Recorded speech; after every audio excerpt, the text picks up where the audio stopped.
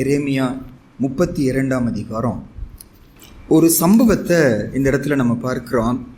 அந்த சம்பவத்தை வச்சு இன்னைக்கு காலையில் ஒரு 5 முக்கியமான சத்தியங்களை கர்த்தர் நமக்கு கிருபை கொடுப்பாருன்னு நம்ம தியானிக்க போகிறோம். நேபுகாத் நேச்சாரின் 18ஆம் வருஷத்துக்கு சரியான யூதாவின் ராஜாவாகிய சிதேக்கியா அரசாண்ட 10ஆம் வருஷத்தில் கர்த்தரால் எரேமியாவுக்கு உண்டான வார்த்தை. அப்பொழுது பாபிலோன் ராஜாவின் சேனை எருசலேமை முற்றுகை போட்டிருந்தது. எரேமியா தீர்க்கதரிசியோ யூதா ராஜாவின் அரண்மனையில் உள்ள காவற் சாலையின் முற்றத்தில் அடைக்கப்பட்டிருந்தான்.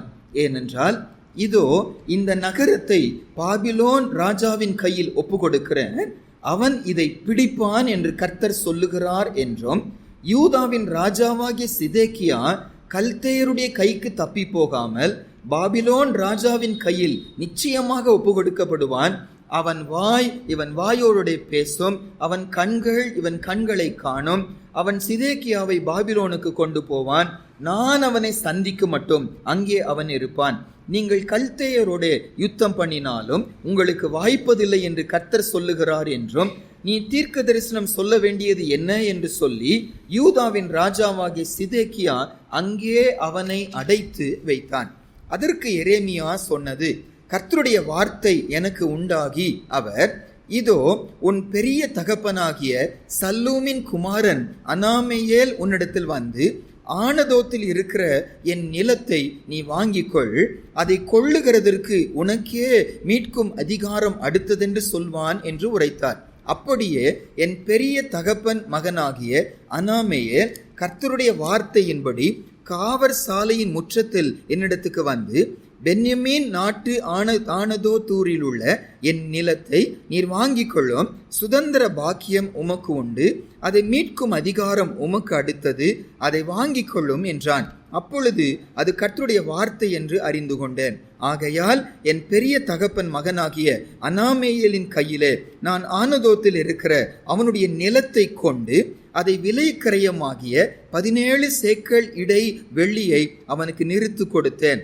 நான் பத்திரத்தில் கையெழுத்தையும் முத்திரையையும் போட்டு சாட்சிகளை வைத்து வெள்ளியை தராசில நிறுத்து கொடுத்த பின்பு, நான் சட்டத்துக்கும் வழக்கத்துக்கும் ஏற்றபடி முத்திரை போடப்பட்ட கிரைய பத்திரத்தையும் திறந்திருக்கிற பிரதியையும் எடுத்து என் பெரிய தகப்பன் மகனாகிய அனாமேயேலுடைய கண்களுக்கு முன்பாகவும் கிரைய பத்திரத்தில் கையெழுத்து போட்ட சாட்சிகளுடைய கண்களுக்கு முன்பாகவும் காவற் சாலையின் முற்றத்தில் உட்கார்ந்திருந்த எல்லா யூதருடைய கண்களுக்கு முன்பாகவும் அதை மாசேயாவின் குமாரனாகிய நேரியாவின் மகனான பாருக்கினிடத்தில் கொடுத்து, அவர்களுடைய கண்களுக்கு முன்பாக பாருக்கை நோக்கி, இஸ்ரவேலின் தேவனாகிய சேனைகளின் கர்த்தர் சொல்லுகிறது என்னவென்றால், நீ முத்திரை போடப்பட்ட கிரைய பத்திரமும் திறந்திருக்கிற பிரதிபத்திரமும் ஆகிய இந்த சாசனங்களை வாங்கி அவைகள் அநேக நாள் இருக்கும்படிக்கு அவைகளை ஒரு மண் பாண்டத்திலே வை. ஏனெனில் இனி இந்த தேசத்தில் வீடுகளும் நிலங்களும் திராட்சை தோட்டங்களும் கொள்ளப்படும் என்று இஸ்ரவேலின் தேவனாகிய சேனைகளின் கர்த்தர் சொல்லுகிறார் என்றேன். எரேமியா தீர்க்கதரிசியுடைய வாழ்க்கையில நடந்த ஒரு வித்தியாசமான சம்பவத்தை இந்த இடத்துல நம்ம பார்க்கிறோம். எரேமியா எங்க இருக்கிறாராம்? இப்போ சிறைச்சாலையில் இருக்கிறார், ஒரு ஜெயிலில் அவர் இருக்கிறார். ஏன் இந்த ஜெயிலுக்கு வந்தாரு? கர்த்தருடைய வார்த்தையை பிரசங்கித்தார், உண்மையை பிரசங்கித்தார். என்ன உண்மையை பிரசங்கித்தாருன்னாங்க, அன்றைக்கு 10 கோத்திரங்கள் சிதறடிக்கப்பட்டுருச்சு, அழிக்கப்பட்டு போயிடுச்சு. அசீரியாவினால சிறை கொடுத்து கொண்டு போயிட்டாங்க. மீத 2 கோத்திரங்கள், அந்த 2 கோத்திரங்களும் பாவம் செஞ்சதுனால ஆண்டவர் நியாய தீர்ப்பு கொடுக்கிறார். நம்ம அப்பம் பிற்குதல் நேரத்தில் நம்ம பார்த்தோம், ஆண்டவர் நீதி செய்கிற ஒரு தேவன். அவருக்கு இருக்கிற பல நாமங்களில் ஒரு நாமம் யெகோவா சிட்கேனு. யெகோவா சிட்கேனு என்ன அர்த்தம்? அவர் நீதி உள்ள தேவன், அவர் நீதி செய்கிற ஒரு தேவன். அவர் செய்வதெல்லாம் நீதியா இருக்கும். அப்ப தேவ ஜனங்கள் மனம் திரும்பாததுனால ஆண்டவர் நீதி செய்கிறார். கண்களுக்கு முன்னால 10 கோத்திரங்கள் சிதறடிக்கப்பட்டாயிடுச்சு. அடுத்தது இந்த 2 கோத்திரங்கள் ஆண்டவர் சொல்லுகிறார், மனம் திரும்பலன்னா உங்களுக்கும் அப்படி ஆகும்னு சொல்லி. ஆனால் அவங்களும் மனம் திரும்பல. கர்த்தர் அதுக்கப்புறம் முடிவு பண்ணுகிறார், பாபிலோன் கையில் இவங்களை என்ன செய்ய போறோம், ஒப்பு கொடுக்க போகிறேன்னு ஆண்டவர் தீர்மானம் பண்ணுகிறார். பாபிலோன் ராஜா வருகிறாரு. பாபிலோன் ராஜா வரும்போது பாபிலோன் ராஜாவின் கையில தங்களை ஒப்பு கொடுக்கும்படி ஆண்டவர் சொல்லுகிறார். நான் தான் அவனை அனுப்பினேன், அவங்க கையில உங்களை ஒப்பு கொடுங்கன்னு சொல்லி ஒப்பு கொடுக்க சொல்லுகிறார். ஆனா அப்போ ராஜாவாய் வைக்கப்பட்ட, அது பாபிலோன் ராஜாவினால தான் வைக்கப்பட்டார். சிதேக்கியாங்கிற ராஜா ஒப்பு கொடுக்க மாட்டேங்கிறாரு, போராடுகிறாரு, எகிப்துக்கு போய் உதவி கேட்கிறாரு. இதெல்லாம் நடக்கும்போது ஆண்டவர் சொல்லுகிறாரு, நீ என்னதான் போராடினாலும், இப்ப அந்த இராணுவம் எருசலேமை சுற்றி பாளையம் போட்டுட்டாங்களாம். ஏறத்தாழ 1 வருஷமா சுற்றி பாளையம் போட்டிருக்கிறாங்க. பொறுமையா உள்ள நுழைய பிரயாசப்பட்டு கொண்டு இருக்கிறாங்க. அந்த நேரத்துல எரேமியா சொல்லுகிறாரு, நீ என்னதான் யுத்தம் பண்ணினாலும் ஜெயிக்க மாட்டீங்க, நீங்க தோற்றுதான் போவீங்க. உங்களை அவங்க கையில என்ன செய்யுங்க, ஒப்பு கொடுங்க. எப்படி இருக்கும் அந்த ராஜாவுக்கு? ஆறுதலா பேசணும்னு ஆசையா இருக்கும், ஆனா சொல்ல நீங்க தோத்துதான் போவீங்க. எதிரி வருகிறாங்க, எதிரி கையில உங்களை போய் சரணடைஞ்சிருங்க சொல்றேன். நீங்க சரணடைஞ்சா உங்களுக்கு ஜீவ வழிக்கு போவீங்க, சரணடையிலன்னா மரண வழி தான் உங்களுக்கு அப்படின்னு சொல்லுகிறார். நீ ஏன் இப்படி சொல்றேன்னு சொல்லிட்டு இவரை கொண்டு போய் எங்க கொண்டு போய் போடுகிறாங்க, ஜெயில கொண்டு போய் போடுகிறாங்க. ஜெயில இருக்கும்போது ஆண்டுடைய வார்த்தை அவர் பக்கமா வருது. திரும்பியும் சிறைச்சாலையில இருக்கும்போது இந்த பகுதியில இன்னொரு தடவையும் கர்த்தருடைய வார்த்தை அவருக்கு வந்துச்சுன்னு வாசிப்போம். ஆண்டுடைய வார்த்தை வருகிறது. ஆண்டுடைய வார்த்தை என்ன வருகிறதுனா, உங்க பெரியப்பா மகன் இப்போ உங்களை பார்க்க வருவாரு. அவர் பக்கத்துல ஆனதோத் அப்படிங்கிற ஒரு ஊர். பெரியப்பா மகன் பேர் அனாமையல். இந்த ஆனதோத்துங்கிறது நீங்க எரேமியா 1ஆம் அதிகாரத்துல பாப்பீங்கன்னா அதுதான் எரேமியாவுடைய பிறந்த ஊர். அங்கிருந்து தான் எரேமியா வந்திருப்பார். பென்யமீன் அந்த கோத்திரத்தை சேர்ந்த பகுதியில இவர் பிறந்திருக்கிறார். அப்ப அந்த ஊர்ல இருந்து இவருடைய பெரியப்பா மகன், இவருடைய அண்ணனா தம்பியா யாரோ வருகிறாங்க. சொல்லுவாங்க, என்னுடைய நிலம் இங்க இருக்கிறது, எனக்கு ரொம்ப கஷ்டம், என்னால் இந்த நிலத்தை என்ன செய்யல, நடத்த முடியல, சாப்பாட்டுக்கு வழி இல்லை, ஆகையால் இந்த நிலத்தை நான் என்ன செஞ்சு ஆகணும், விற்றே ஆகணும். வேற யாருக்கு விற்பதை விட நீ தான் என்னுடைய நெருங்கின உறவினன், நீ வாங்கிக்கோ, அப்போ அந்த நிலம் நம்முடைய கோத்திரத்திலே இருக்குன்னு சொல்லுகிறாங்க. அதேபடி அவர் வருகிறார். இவரும் அதற்குரிய விலை 17 சேக்கல் என்று சொல்லி போடப்பட்டிருக்கு. ஏறத்தாழ ஒரு சேக்கல்ங்கிறது அன்னைக்கு 10.4 கிராம்ஸுங்கிறான். அப்படின்னா 170ன்னா ஏறத்தாழ 175 கிராம் வெள்ளி, அவ்வளோதான் அதோடைய விலை. அன்னைக்கு எவ்வளோ கம்மியாக இருந்திருக்கணும் அது. அப்போது அந்த அளவு விலைக்கரியத்தை இவர் கொடுக்கிறாரு. பத்திரம் எழுதுகிறாங்க. அன்றைக்கு இருக்கிற பழக்கம் 2 பத்திரம் எழுதுவாங்களாம். ஒரு பத்திரத்தை சீல் போட்டுருவாங்க, இன்னொரு பத்திரம் திறந்த பிரதியாக இருக்கும். இந்த 2ஐயும் செய்கிறார். சாட்சிகள் இருக்கிறாங்க, யூதர்கள் பார்க்கிறாங்க. எல்லாருக்கும் முன்னால இதை செஞ்சு முடிச்சுட்டு அந்த பத்திரத்தை இவர் எங்க இருக்கிறாரு, ஜெயில இருக்கிறார். ஜெயில இருக்கும்போதே ஜெயிலுக்கு நடுவில் ஒருவேளை கதவுக்கு நடுவுலேருந்து எழுதுகிறாரு, கொடுக்கிறாரு, காசு கொடுக்கிறாரு, எல்லாம் செய்கிறாரு. அப்புறம் எல்லாரும் முன்னால அதை பாரு கையில கொடுத்து, இதை ஒரு மண் பாத்திரத்துல என்ன செய், நீ பத்திரமாய் வை, இது அழிந்து போகக்கூடாது, ரொம்ப நாளுக்கு இருக்கணும். என ஆண்டவர் சொல்லுகிறாரு, சீக்கிரம் நாள் வரும், மறுபடியும் என் ஜனத்தை இந்த இடத்துக்கு நான் என்ன செய்வேன், திருப்பி கொண்டு வருவேன் என்று சொல்லி ஆண்டவர் வாக்கு கொடுக்கிறார். இதை எரேமியா அந்த ராஜாட்ட சொல்லுகிறார். ஆண்டவர் என்னோடு கூட பேசினார், நான் சொன்னபடியே நடந்துச்சு, ஆகையால் இது கர்த்தருடைய வார்த்தை என்று நான் அறிந்து கொண்டேன். எனக்கு சொன்னபடியே எனக்கு நடக்குமானா உங்களுக்கு சொன்னபடி கண்டிப்பா நடக்கும். நீங்க கீழ்ப்படியலைன்னா நீங்க அழிஞ்சு போவீங்க, கீழ்ப்படிஞ்சா நீங்க பிழைப்பீங்க என்று சொல்லி அவரை பார்த்து சொல்லுகிறார்.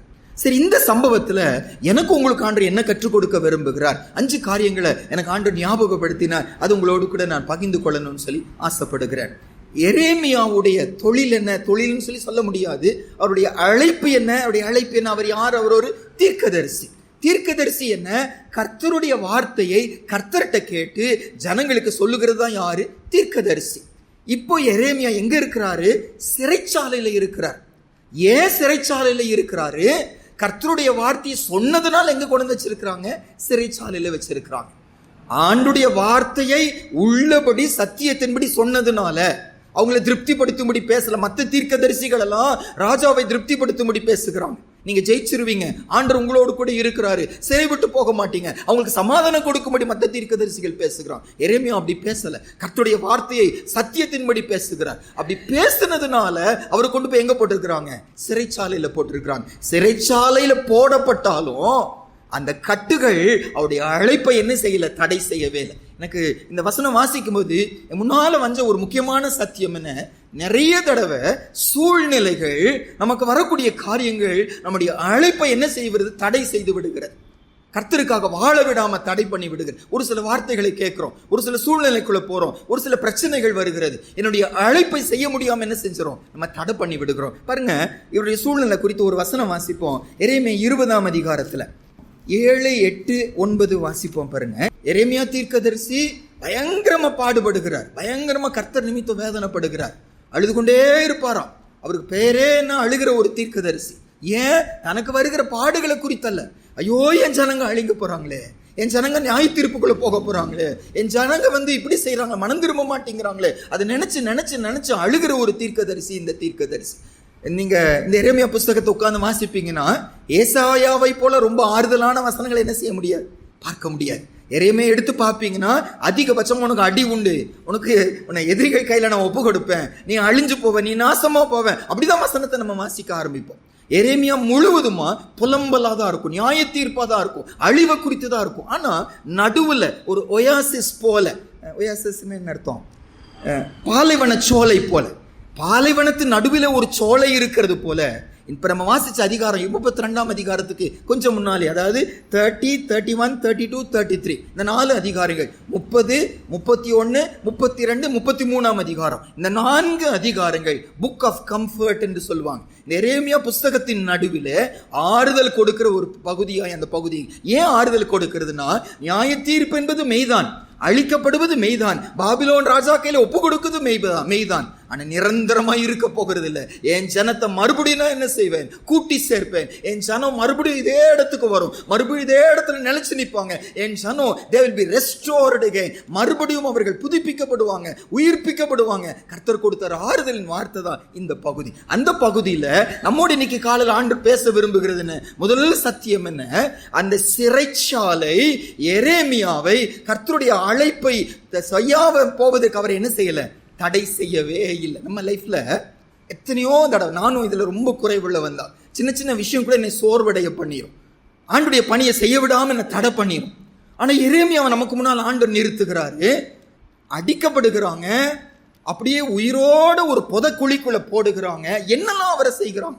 அத்தனை செஞ்சாலும் ஆண்டுடைய வார்த்தை வந்துச்சுன்னா அதை சொல்லாம மட்டும் என்ன செய்ய மாட்டார், இருக்க மாட்டார். இந்த இடத்துல எரேமியா 20ஆம் அதிகாரத்துல, நான் பேச மாட்டேன் ஆண்டவரே, நான் பேசினா எனக்கு பிரச்சனை தான், பேசினா எப்பவுமே நான் தீமையை குறித்து தான் பேசுகிறேன், இந்த ஜனங்களாம் நிந்திக்கிறாங்க, பரியாசம் பண்ணுகிறாங்க, நான் பேச மாட்டேன்னு உட்கார்ந்தாராம். வாசிப்போம் பாருங்க, எரேமியா 20ஆம் அதிகாரம் 7, 8, 9 வாசிப்போமா. கர்த்தர் என்னை இணங்க பண்ணினீர், நான் இணங்கினேன், நீர் என்னிலும் பலத்தவராய் இருந்து என்னை மேற்கொண்டீர், நாள்தோறும் நகைப்புக்கு இடமானேன், எல்லாரும் என்னை பரிகாசம் பண்ணுகிறார்கள், நான் பேசினது முதற்கொண்டு கதறுகிறேன், கொடுமை என்றும் பால் கடிப்பென்றும் சத்தமிட்டு கூறுகிறேன், நான் கூறின கர்த்தருடைய வார்த்தை நாள்தோறும் எனக்கு நிந்தையும் பரிகாசமும் ஆயிற்று, ஆதலால் நான் அவரை பிரஸ்தாபம் பண்ணாமலும் இனி கர்த்தருடைய நாமத்திலே பேசாமலும் இருப்பேன் என்றேன். ஆனாலும் அவருடைய வார்த்தை என் எலும்புகளில் அடைபட்டு எரிகிற அக்கினியை போல என் இருதயத்தில் இருந்தது, அதை சகித்து இளைத்து போனேன், எனக்கு பொறுக்க கூடாமல் போயிற்று. அவர் பேச மாட்டேன்னு சொல்லிட்டாராம், பேசுனதுனால அவமானம், பேசுனதுனால நிந்த, நான் இனிமேல் பேச மாட்டேன், சைலண்டா இருந்துப்பேன்னு சொல்லி சொன்னார். ஆனா ஆண்டவர் என்னை இணங்க பண்ணினே, என்னை மேற்கொண்டே, என்னால கண்ட்ரோல் பண்ண முடியல, என் எலும்புகளுக்குள்ளாக அவங்க அக்கினியை போல என் இருதயத்தில் இருந்தது, என்னால சகிக்க முடியல, மறுபடியும் நான் பேச ஆரம்பிச்சுட்டேன். எரேமியா சொல்லுகிறார். இன்னைக்கு அனுப்பு உங்களுக்கு நீ காலையில ஆண்டுடைய உற்சாகப்படுத்துகிற வார்த்தை என்ன, ஏதோ ஒரு சூழ்நிலை ஆண்டவருக்காக வாழ விடாம என்னை தடை பண்ணி கொண்டிருக்கிறது. ஆண்டவர் சொல்றாரு, எரேமியா நமக்கு முன்னால நிறுத்துகிறார். சிறைச்சாலை, அவமானங்கள், நிந்தைகள், பரிகாசங்கள் எரேமியாவை என்ன செய்யல, தடை செய்யவே இல்லை. நம்ம ஏன் தடை செய்யணும்? பவுல் சொல்கிற ஒரு வார்த்தை வாசிப்போம். ரோமர் 8ஆம் அதிகாரத்துக்கு வருவோம். ரோமர் 8ஆம் அதிகாரம் அதோடைய கடைசி 4 வசனங்கள் 35 39 வரைக்கும் வாசிப்போம். நிறைய தடவை நம்ம தியானிச்ச, பலருக்கு பலன் கொடுத்த, பலரை கர்த்தருக்காக வாழ்வதற்கு உற்சாகப்படுத்தின ஒரு அழகான பகுதி பவுல் அப்போஸ்தலனுடைய ஒரு விசுவாச அறிக்கை. வாசிப்போமா.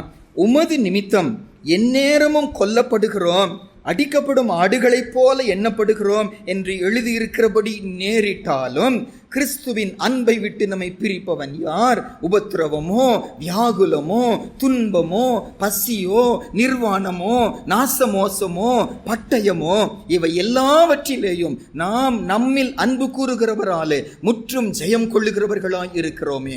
மரணமானாலும் ஜீவனானாலும் தேவதூதர்களானாலும் அதிகாரங்களானாலும் வல்லமைகளானாலும் நிகழ்காரியங்களானாலும் வருங்காரியங்களானாலும் உயர்வானாலும் தாழ்வானாலும் வேற எந்த சிருஷ்டியானாலும் நம்முடைய கர்த்தராகிய கிறிஸ்து இயேசுவில் உள்ள தேவனுடைய அன்பை விட்டு நம்மை பிரிக்க மாட்டாது என்று நிச்சயித்திருக்கிறேன். ஒரு உறுதி சொல்லுகிறாரு.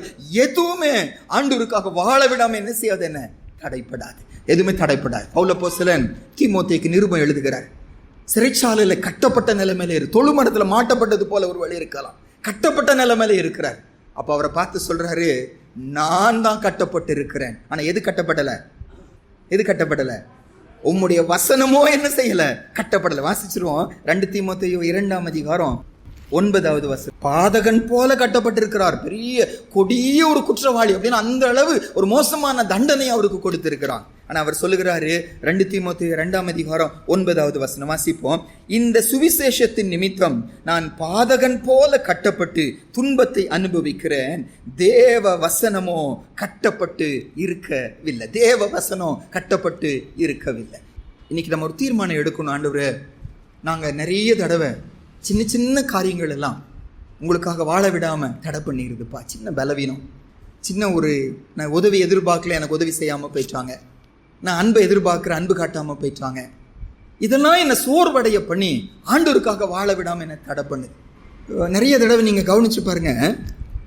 நாங்கள் ஒரு இடத்துக்கு போயிருந்தோம். கொஞ்சம் மேபி ஒரு 2-3 இயர்ஸ் முன்னால் ஒரு இடத்துக்கு போயிருந்தோம். அன்னைக்கு நாங்கள் அந்த இடத்துல ஆராதனை அவங்களோடு கூட கலந்து கொள்ளணும். அந்த ஆராதனைக்காக போகிறோம். அந்த வீட்டின் தலைவர் அந்த இடத்துல இல்லை. அந்த சபையின் ஊழியக்காரர் அந்த இடத்துல இல்லை. தேடனா அவர் எங்கேயோ போயிட்டாருங்க அப்படிங்கிறான். இந்த பக்கம் தான் போனார் அப்படிங்கிறாங்க. அப்போது என் கூட வாங்கன்னு சொல்லி அவங்களோட கூட கூட்டிகிட்டு போனோம். குடும்பத்தில் வருத்தம், ஏதோ ஒரு பாரம் ஆயிடுச்சு.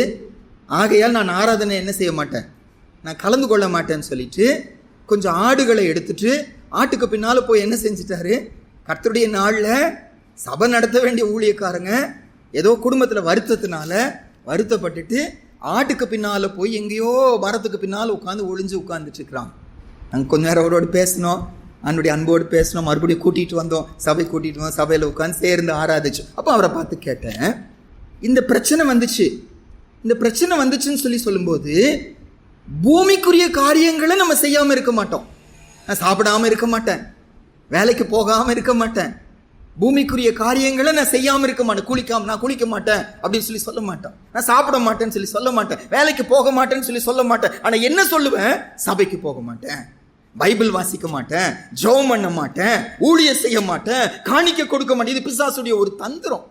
ஏதோ ஒரு பிரச்சனை வந்துச்சுன்னா அவன் ஃபர்ஸ்ட் கையை வைக்கிறது எங்கன்னா கர்த்தருடைய காரியத்தை கையை வைக்கிறான். ஆனால் எரேமியா தீர்மானம் எடுத்தாரு, பவுல் தீர்மானம் எடுத்தாரு, எதுவுமே கிறிஸ்துவின் அன்பை விட்டு என்ன செய்யாது, என்னை பிரிக்க மாட்டாது என்று நிச்சயித்து இருக்கிறேன். நானும் நீங்களை நிச்சயத்தை எடுப்போமா? இன்னைக்கு நிறைய தடவை பிரச்சனை வருகிறது.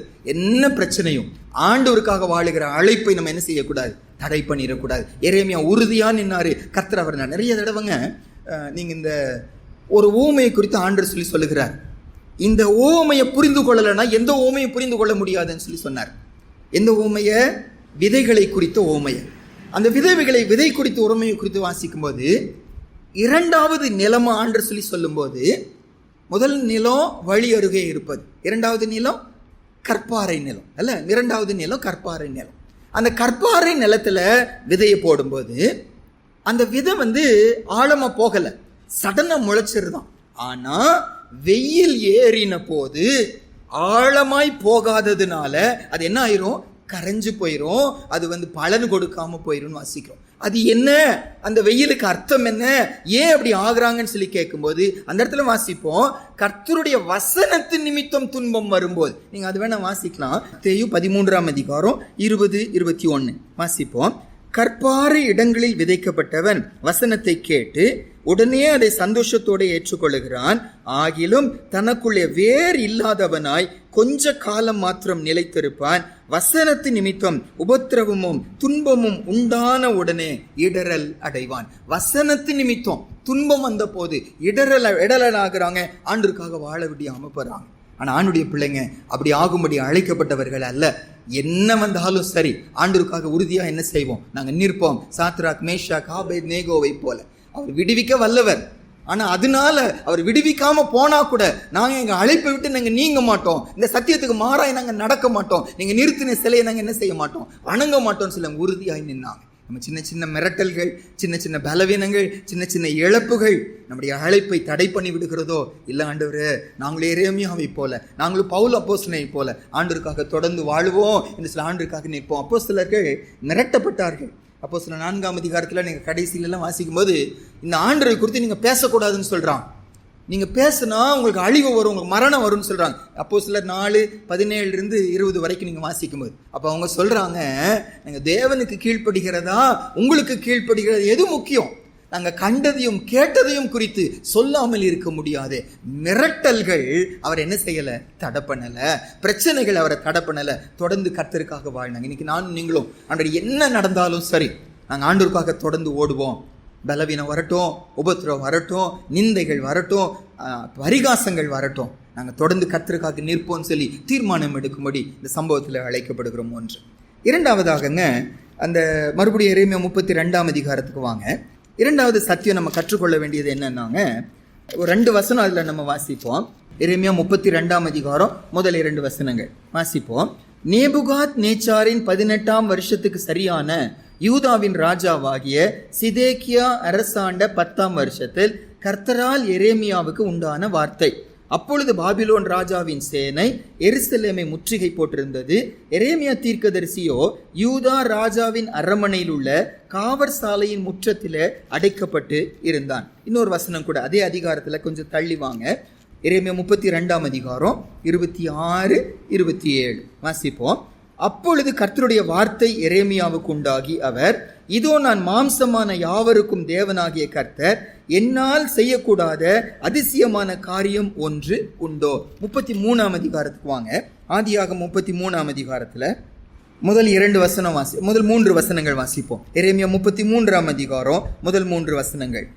எரேமியா இன்னும் காவல் சாலையின் முற்றத்திலே அடைக்கப்பட்டிருக்கையில் கர்த்தருடைய வார்த்தை 2ஆந்தரம் அவனுக்கு உண்டாகி அவர், இதை செய்கிற கர்த்தருமாய், இதை திடப்படுத்தும்படி இதை உருவேற்படுத்துகிற கர்த்தருமாய் இருக்கிற யெகோவா என்னும் நாமமுள்ளவர் சொல்லுகிறது என்னவென்றால், என்னை நோக்கி கூப்பிடு, அப்பொழுது நான் உனக்கு உத்தரவு கொடுத்து நீ அறியாததும் உனக்கு எட்டாததுமான பெரிய காரியங்களை உனக்கு அறிவிப்பேன் என்றார். இரண்டாவது சத்தியம் இந்த சம்பவத்தின் மூலமா என்னன்னாங்க, எரேமியா நல்ல பாப்புலரான ஒரு தீர்க்கதரிசி.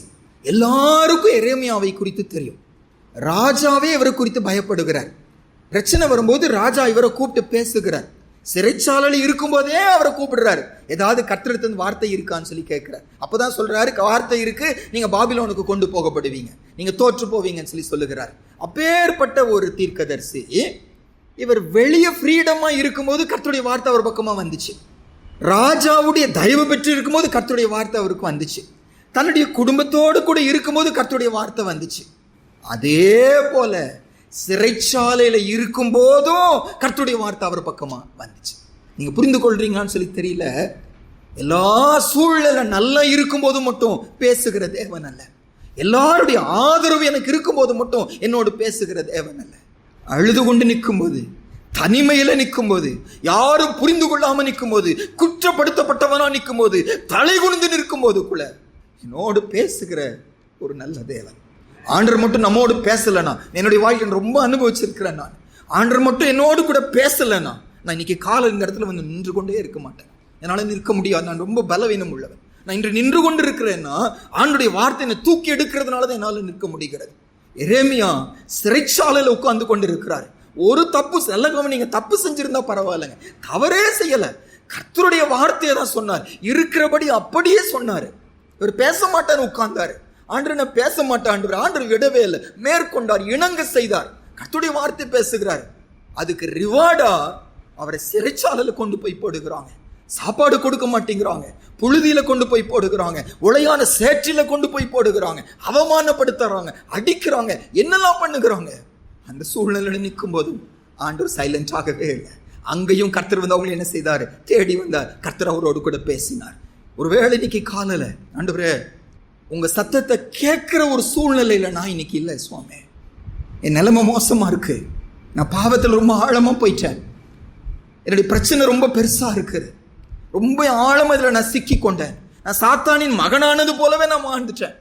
ஆண்டவர் சொல்றாரு, நீ எங்க இருந்தாலும் உன்னோடு கூட பேசுகிற தேவன், நான் என்னை ஆராதிக்கிற தேவன். சங்கீதம் 139 இது அழகா விளக்கக்கூடிய ஒரு வார்த்தை பாருங்க. 8-12 வரைக்கும் வாசிப்போம்.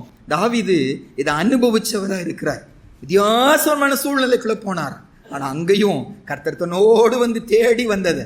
அவரோடு பேசினதை அனுபவிக்கிறத சொல்லுகிறார். வாசிப்போம். நான் வானத்திற்கு ஏறினாலும் நீர் அங்கே இருக்கிறீர், நான் பாதாளத்தில் படுக்கை போட்டாலும் நீர் அங்கேயும் இருக்கிறீர், நான் விடியற் காலத்து செட்டைகளை எடுத்து சமுத்திரத்தின் கடையாந்திரங்களிலே போய் தங்கினாலும் அங்கேயும் உமது கை என்னை நடத்தும், உமது வலதுகரம் என்னை பிடிக்கும். இருள் என்னை மூடிக்கொள்ளும் என்றாலும் இரவும் என்னை சுற்றிலும் வெளிச்சமாய் இருக்கும். உமக்கு மறைவாக இருளும் அந்தகாரப்படுத்தாது, இரவும் பகலை போல வெளிச்சமாயிருக்கும். உமக்கு இருளும் வெளிச்சமும் சரி. ஆண்டவர் சூழ்நிலைக்கு அப்பாற்பட்ட ஒரு தேவன். எந்த சூழ்நிலையிலும் கர்த்தர் என்னோடு கூட பேச முடியும். ஒருவேளை என்னுடைய வேலை, என்னுடைய சூழ்நிலைகள் என்னை தூரம் கொண்டு போகலாம். கர்த்தருடைய பிள்ளைங்க இல்லாத இடத்துக்கு என்னை கொண்டு போகலாம், வனாந்திரம் போல இடத்துக்கு கொண்டு போகலாம். ஆனால் ஆண்டவருக்கு எதுவுமே தூரமானதல்ல. அவர் சமீபத்துக்கு மட்டுமல்ல தேவன், அவர் தூரத்துக்கும் தேவனாக இருக்கிறார். அங்கேயோ என்னோடு கூட பேசுகிற தேவன், அங்கேயோடைய கரம் என்னை நடத்தக்கூடும். ஆனா இதுல நியாயமாய் புரிந்து கொள்ள வேண்டிய ஒரு சத்தியம் என்னன்னா, கர்த்தருடைய சத்தத்தை நான் கேட்க முடியலன்னா அது அவர்கிட்ட குறை இல்லை.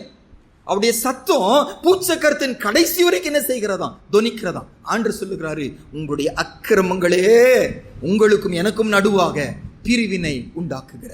என்னால கர்த்தருடைய சத்தத்தை கேட்க முடியல என்பதற்கு நான் என்னுடைய சூழ்நிலையை நான் ஒருவேளை இன்னைக்கு எக்ஸ்கியூஸா சொல்லலாம்.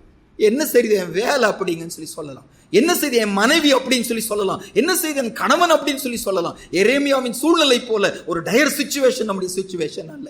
அந்த சூழ்நிலையிலும் கர்த்தருடைய சத்தத்தை கேட்டு அந்த சத்தத்தினால பலன் அடைஞ்சு இணங்கி ஆண்டவருக்காக தொடர்ந்து எரேமியால ஓட முடியுமானா, நம்முடைய சூழ்நிலைகளை சாக்கு போக்கு சொல்லாம, யாரோ சாக்கு போக்கு சொல்லுகிறேன் நான், அவர்கள் அப்படி பேசிட்டாங்க அதனால நான் சோர்ந்து போயிட்டேங்க, அவர்கள் இந்த மாதிரி நடந்துட்டாங்க, இந்த சூழ்நிலை இப்படி வந்துச்சு, என் கணவன் இப்படி, என் குடும்பம் எப்படி, என் ஊழியக்காரர் இப்படி சொல்லிட்டாங்க, அதனால நான் சோர்ந்து போயிருக்கிறேன். அவசியம் இல்லை. எரேமியாவை சிறைச்சாலையில கூட கர்த்தருடைய வார்த்தை அவர் சந்திச்சது. நம்ம வாசிச்ச பகுதியில 3 இடத்துல திரும்பியும் கர்த்தர் சந்திக்கிறார், அவரோடு கூட பேசுகிறார், எழும்புங்கிறார், என் வார்த்தையை சொல்லுன்னு சொல்லுகிறார். அந்த ஆண்டவர் நம்மோடு கூட பேசுகிற ஒரு தேவன், நம்மோடு பேசுகிற தேவன். அவர் இன்றைக்கும் ஜீவிக்கிற தேவன். நம்ம அழகா அந்த பாடல் இருக்கல, நான் பேசும் தெய்வம் நீர், பேசாத கல்லோ மரமோ நீர் அல்ல, நான் நீங்களும் ஆராதிக்கிற தேவன், நம்மோடு பேசுகிற தேவன். அவர் வார்த்தை தான் நம்மளை உயிர்ப்பிக்கிறது. சங்கீதக்காரன் சொல்லுகிறாரு, ஏசப்பா நான் சிறுமையிலே இருக்கும்போது உம்முடைய வசனம் தான் என்னை ஆறுதல் ஆண்டவரே, என்னை நம்ப பண்ணி நம்முடைய வசனத்தை அடியனுக்காக நினைத்தருளோ சிறுமையிலே அதுவே எனக்கு ஆறுதல். அந்த வசனத்தை கேட்க கூடாத ஒரு பாவ நிலைமையில நான் இருந்தேன், நானா என்னை அர்ப்பணிப்பேன், மன்னிப்பு கேட்பேன். ஏசப்பா உங்க சத்தத்தை மட்டும் கேட்காம என்னால் இருக்க முடியாது. நம்மோடு ஆண்டர் பேசாம இருப்பாருன்னா எங்கேயோ என்கிட்ட குறை இருக்கு, மனம் திரும்புவோம், ஆண்டுகிட்ட அர்ப்பணிப்போம், ஆண்டர் கிருபை கொடுப்பார். அவர் பேசுகிற ஒரு தேவன். இரண்டாவது, சிறைச்சாலையிலும் அவரோடு ஆண்டர் பேசுவாருன்னா நம்ம கம்பெனியில கர்த்தர் நம்மோடு கூட பேச முடியும். குற்றப்படுத்துகிற குடும்பத்தார் நடுவில் கர்த்தர் நம்மோடு கூட பேச முடியும். சோர்ந்து போய் நிற்கும் போது கர்த்தர் நம்மோடு பேச முடியும். ஒரு டவுனுக்கு போயிருந்தாலும் மேல போயிருந்தாலும் கர்த்தர் நம்மோடு கூட பேச முடியும். அந்த சத்தம் நம்மை உயிர்ப்பிக்கும். அவனுடைய வார்த்தை என்னை உயிர்ப்பிக்கும். என் ஆத்துமா மண்ணோடு ஒட்டி கொண்டிருக்கிறது, வார்த்தையின்படி என்னை உயிர்ப்பிங்கன்னு சொல்லி வார்த்தையை பிடித்துக் கொள்கிறோம். பேசுகிற தேவன், நான் நீங்களும் ஆராதிக்கிற தேவன். மூன்றாவதாகங்க நம்ம எரேமியா 32ஆம் அதிகாரத்துக்கு மறுபடியும் வருவோம். இதில் கற்றுக்கொள்ளுகிற 3வது பாடம் என்ன தியானிக்கிறோம்னாங்க, எரேமியா 32ஆம் அதிகாரம் 7ஆம் வசனமும் 8வது வசனம். 3வது சத்தியம், இந்த பகுதியில் நம்ம கற்றுக்கொள்ளுகிற 3வது சத்தியம் வாசிப்போம். இதோ உன் பெரிய தகப்பனாகிய சல்லூமின் குமாரன் அனாமேயேல் உன்னிடத்தில் வந்து, ஆனதோத்தில் இருக்கிற என் நிலத்தை நீ வாங்கிக்கொள், அதை கொள்ளுகிறதற்கு உனக்கே மீட்கும் அதிகாரம் அடுத்ததென்று சொல்வான் என்று உரைத்தார். அப்படியே என் பெரிய தகப்பன் மகனாகிய அனாமேயேல் கர்த்தருடைய வார்த்தையின்படி காவற்சாலையின் முற்றத்தில் என்னிடத்துக்கு வந்து, பென்யமீன் நாட்டு ஆனதோ தூரில் உள்ள என் நிலத்தை நீர் வாங்கிக் கொள்ளும், சுதந்திர பாத்தியம் உமக்கு உண்டு, அதை மீட்கும் அதிகாரம் உமக்கு அடுத்தது, அதை வாங்கிக் கொள்ளும் என்றான். அப்பொழுது அது கர்த்தருடைய வார்த்தை என்று அறிந்து கொண்டேன். அதே மாதிரி அவர் செஞ்சு முடிச்சாருன்னு அடுத்த வசனத்துல நம்ம வாசிக்கிறோம். 3வது சத்தியம் என்னன்னாங்க, இவர் எங்க இருக்கிறாரு? சிறைச்சாலையில் இருக்கிறார். இவர் சொல்லுகிற தீர்க்க தரிசனம் என்ன? சுத்தி எதிரி ராஜாக்கள், நல்ல பவர்ஃபுல்லான, அன்றைக்கு இருக்க சூழ்நிலையில பவர்ஃபுல்லான பாபிலோன் ராஜாக்கள் சுத்தி அவங்கள பாளையம் போட்டு இருக்கிறாங்க. தண்ணியை உள்ள விட மாட்டேங்கிறாங்க, பொருட்களை உள்ள விட மாட்டேங்கிறாங்க, எல்லாத்தையும் சீஜ் போட்டு சுத்தி நிற்கிறாங்க. ஆண்டவர் வாக்கு கொடுத்துட்டாரு, அத்தனையும் பிடிச்சிட்டு போக போறாங்க, அழிக்க போறாங்க. எருசலேம் தேவாலயத்தில் இவங்க சுட்டரிக்க போகிறாங்க, அத்தனையும் அழிக்க போகிறது. அழிக்கப்பட போகும்போது அதுல யாரும் அழிக்கப்பட தான் போகணும் அப்படின்னா எரேமியாவும் என்ன செய்யணும்? அழிக்கப்பட தான் போகணும். அவங்க சிறைபிடிச்சு போகும்போது எரேமியாவும் என்ன செய்யணும்? சிறைபிடிச்சு தான் கொண்டு போகணும். அவருக்கு மட்டும் தப்பிக்க முடியாது. ஏன்னா முழு தேசத்துக்கு அழிவு வரப்போகிறது. இந்த சூழ்நிலையில சடனா ஆண்டுடைய வார்த்தை வருகிறது, உன்னுடைய அண்ணனோ தம்பியோ கசின் பிரதரு கஷ்டத்துல இருக்கிறார். உன் கசின் பிரதர் சாப்பாட்டுக்கு வழி இல்லாம இருக்கிறார். உன்னுடைய அண்ணன் வேதனையில இருக்கிறார். நீ அவருக்கு உதவி செய்யணும் அப்படிங்கிறார். நல்லா கவனிச்சு பாருங்க. இவர் சிறைச்சாலையில இருக்கிறாரு, இவர் கஷ்டத்துல இருக்கிறாரு. இவருக்கு யாராவது வந்துதான் சாப்பாடு கொடுக்கணும், இவருக்கு யாராவது வந்துதான் தண்ணி கொடுக்கணும். தானே கஷ்டத்துல கண்ணீர்ல வேதனையில இருக்கும்போது உன் கஷ்டத்தை நீக்கிறேன்னு ஏசப்பா சொல்லி சொல்லல. உன்னை நான் வெளியே கொண்டு போறேன்னு சொல்லி சொல்லல. உனக்கு நான் சாப்பாடு கொடுக்குற ஒருவனை அனுப்புறேன்னு சொல்லி சொல்லல. நானே கஷ்டத்துல இருக்கும்போது கஷ்டத்துல இருக்கிற இன்னொருத்தரை என் பக்கமா அனுப்பி இவனுக்கு உதவி செய்யும் சொல்லி சொல்லுகிறார். எத்தனை தடவை நம்ம மற்றவங்களுக்கு சுவிசேஷம் சொல்ல முடியாம போறதுக்கு காரணம் என்ன? உதவி செய்ய முடியாம போறதுக்கு காரணம் என்ன? அவங்க தேவைகளை சந்திக்க முடியாம போறதுக்கு காரணம் என்ன? நானே எண்ணத்துல இருக்கிறேன், கஷ்டத்துல இருக்கிறேன், நானே குறைச்சல் இருக்கிறேன். எனக்கு யாராவது உதவி செய்யணும், நான் போய் உதவி செய்வது. ஆண்டவரோடு பேசுறாரு, நீ உதவி செய்யும் சொல்லி சொல்லுகிறார். நானும் ஆண்டவரை எனக்கே இல்லை, எனக்கே கஷ்டத்துல நிக்கிறேன், நான் எப்படி செய்ய முடியும்? பாருங்க, 2 கொரிந்தியர் 8ஆம் அதிகாரத்துல மக்கதோனியா நாட்டில் இருக்கிற சபைகளை குறித்து ஆண்டவர் சொல்லக்கூடிய ஒரு சாட்சி. பிலிப்பு சபை, தெசலோனிக்கே சபை எல்லாம் இந்த ஊரை சேர்ந்த சபை, மக்கதோனியாவை சேர்ந்த சபைகளுங்க. 2 கொரிந்தியர் 8ஆம் அதிகாரம் முதல் 3 வசனங்கள்.